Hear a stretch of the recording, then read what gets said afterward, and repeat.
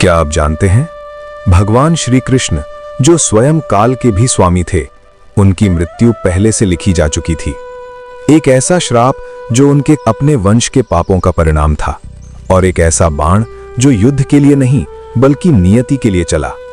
आज की ये कहानी केवल श्री कृष्ण की मृत्यु की नहीं है, ये कहानी है कर्म, अहंकार और भाग्य के उस सत्य की जिससे स्वयं भगवान भी नहीं बच सके। इस कहानी का अंत आपके हृदय को झकझोरेगा, इसलिए इस वीडियो को अंत तक अवश्य देखिए, क्योंकि जब भगवान भी कर्म से नहीं बचते तो मनुष्य का क्या कहना। चलिए कहानी शुरू करते हैं। कुरुक्षेत्र की भूमि शवों से पटी थी। गिद्ध और सियार उत्सव मना रहे थे। गांधारी, जिसकी आंखों पर बंधी पट्टी अब आंसुओं से भीग चुकी थी, अपने ज्येष्ठ पुत्र दुर्योधन के क्षत विक्षत शरीर के पास बैठी थी। तभी वहां कृष्ण पहुंचे। आ गए द्वारकाधीश, देख लिया अपना न्याय। क्या इसी दिन के लिए मैंने 100 पुत्रों को जन्म दिया था कि वे एक दिन तुम्हारी कूटनीति की बलि चढ़ जाएं?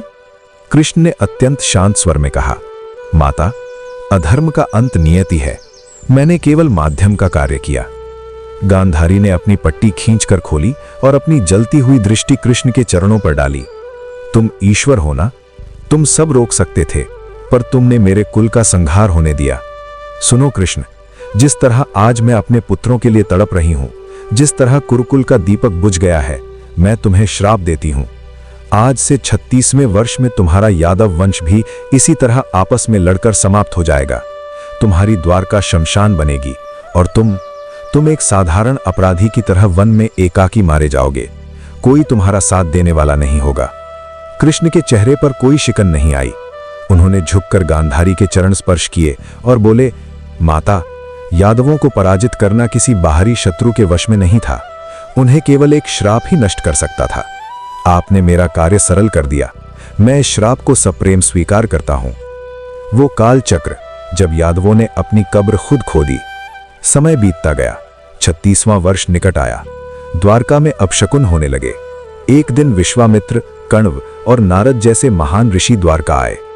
कृष्ण के पुत्र सांब ने स्त्री का वेश धारण किया और ऋषियों के सामने जाकर खड़ा हो गया। उसके पेट पर एक कपड़ा बांधा गया ताकि वो गर्भवती लगे।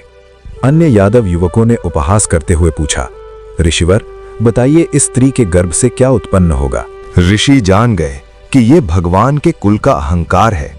उन्होंने क्रोध में कहा, अज्ञानी बालकों, इसके गर्भ से एक मूसल यानी लोहे का डंडा निकलेगा जो तुम्हारे समस्त कुल का विनाश कर देगा। अगले ही दिन सांब के शरीर से एक लोहे का मूसल निकला। राजा उग्रसेन ने उसे घिसकर चूर्ण बनाकर समुद्र में फेंकवा दिया ताकि श्राप विफल हो जाए। लेकिन उस मूसल का एक त्रिकोणीय हिस्सा घिसा नहीं जा सका। उसे समुद्र में फेंक दिया गया, जिसे एक मछली ने निगल लिया, और वही हिस्सा बाद में जरा शिकारी के तीर की नोक बना। द्वारका अब समुद्र में डूबने लगी थी। यादव आपस में लड़कर समाप्त हो चुके थे। बलराम ने शेषनाग का रूप धरकर देह त्याग दी थी। कृष्ण एक पीपल के वृक्ष के नीचे ध्यान मग्न थे। जरा नामक शिकारी, जो पूर्व जन्म में बाली था, झाड़ियों के पीछे छिपा था। उसे कृष्ण का हिलता हुआ पैर एक मृग यानी हिरण जैसा लगा।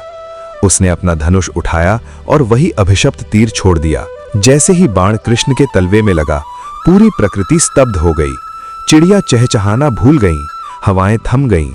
कृष्ण के पैर से रक्त की धारा बहने लगी। जरा दौड़ता हुआ आया कि शिकार को पकड़ सके, पर सामने का दृश्य देखकर उसके प्राण सूख गए। हे नारायण, ये मैंने क्या कर दिया? मैंने जगन्नाथ पर बाण चलाया। हे प्रभु, मुझे मृत्यु दंड दें, मुझे नरक में भी स्थान न मिले। मैंने साक्षात ईश्वर का रक्त बहाया है। वो कृष्ण के पैरों पर गिरकर दहाड़े मारकर रोने लगा। कृष्ण ने अत्यंत कोमल स्वर में कहा, उठो जरा, शोक मत करो, ये सब मेरी ही इच्छा से हुआ है। त्रेता युग में मैंने राम बनकर तुम्हें छिपकर मारा था। आज द्वापर में मैंने तुम्हारा वो ऋण चुका दिया। तुमने अनजाने में भी मेरा कार्य सिद्ध किया है। अब तुम निर्भय होकर मेरे परम धाम को जाओ। कृष्ण ने जरा को साक्षात चतुर्भुज रूप के दर्शन दिए और उसे मोक्ष प्रदान किया। एक शिकारी जिसने भगवान को घायल किया, वो भी उनकी करुणा से तर गया। उनके शरीर के चारों ओर एक अलौकिक आभा मंडल तैयार हो गया। आकाश से पुष्पों की वर्षा होने लगी। ब्रह्मा, शिव और समस्त देवता अपनी अपनी सवारियों पर सवार होकर इस महान दृश्य के साक्षी बनने आए। कृष्ण ने अपनी आंखें मूंद लीं। उन्होंने दिखाया कि शरीर तो केवल एक मिट्टी का बर्तन है जो एक दिन फूट ही जाता है। उनकी चेतना धीरे धीरे ऊपर उठने लगी। जाते जाते कृष्ण की वो मुस्कान हवाओं में तैर रही थी, जो कह रही थी, मैं जा नहीं रहा, मैं तो अब कण कण में व्याप्त हो रहा हूं।